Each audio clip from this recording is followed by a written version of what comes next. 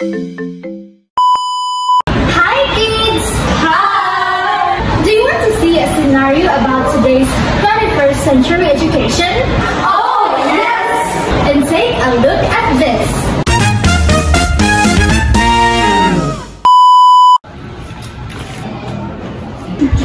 Kapuya, uy, daghan kayo mga gamon mo. Ano? Alam nga, hindi mo namang teacher nga pag gamon daming policy about SDG. And then dapat i-relate sa school niya. Dapat buhato na mo karon nga, Sem, nalisod ka ayo. Sus, ayun na problema ha. Oy, gihatagan bitaw kag isa ka sem para ansiran to.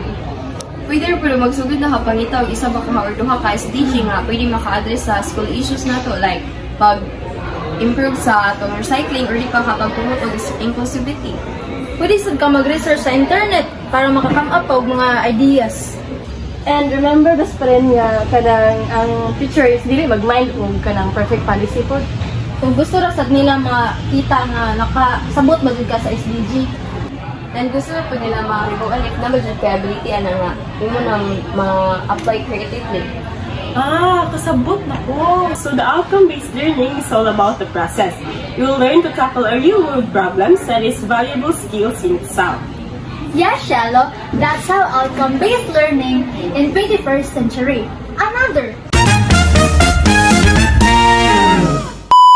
I believe that you have observed different aspects in my presentation, the concepts, and as well as the designs. And I already also show you the steps on how I made my presentation. So for your activity, I want you to make a presentation. You can select your own topic, and since I already show you the steps, I will expect that you made a better output than what I made. So you can search in the internet or in the Google your designs as well as the concepts of your own presentation. Okay? Your time starts now.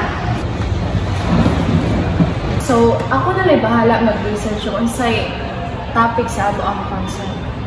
Ako na lang po mahitag ka na kung suitable na concept na may presentation. So, I will try searching in Canva sa mga templates na atong gamitan sa atong presentation so that mas better ato ang kanyang presentation output.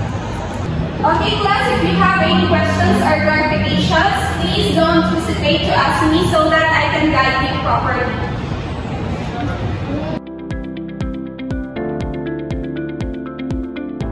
2 hours later. And this is